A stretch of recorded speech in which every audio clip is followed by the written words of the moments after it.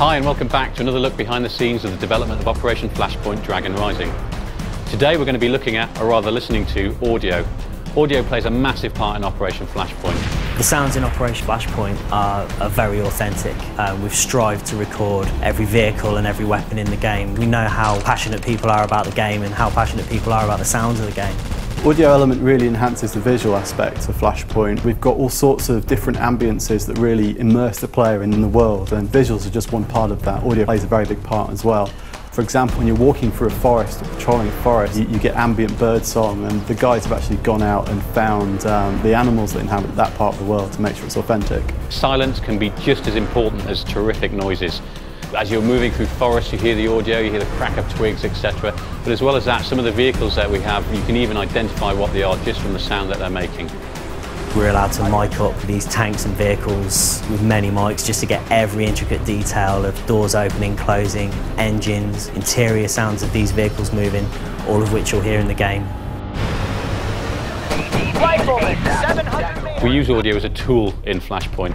It lets you know that you're under fire. It lets you know where the fire's coming from. Audio plays a vital role within every mission in Operation Flashpoint. It's really important to dictate the mood of what's going on, whether you're hearing very long distance gunfire and combat to know where a particularly large engagement's happening, or whether you're using it to cue in where the enemy are located for Spec Ops missions. Artillery is one area where the audio really helps the visual aspect of the game. When artillery shells land across the valley, you actually get the sound delay. So you'll see the flash, you'll see the explosion, and then we model the speed of sound, so the actual shockwave and shake as the bass kind of hits you from the explosion.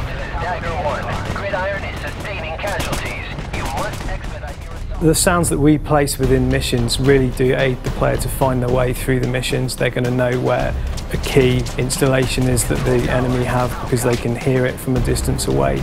They're going to know where quiet areas are away from forces because they can hear crickets chirping. In Flashpoint we use audio to really enhance the immersion the player gets from being in certain situations. So when they enter a building, gunshots feel louder, explosions sound more muffled if they're happening outside.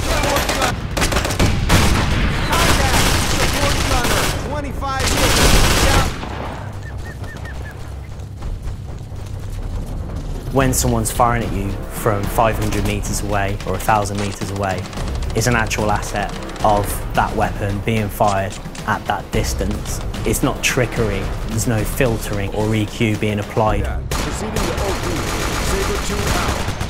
We went to the Marines Production Assistance Office specifically to make sure that what we had matched Marine procedures and Marine conduct, so that we had a very genuine feel of how Marines actually talk. We have different stress states for your squad speech. So, for example, if you're under fire, your squad will use a loud, clear voice to project their orders. If you're in the stealth mode, your guys will be whispering, and it'll be a forced whisper.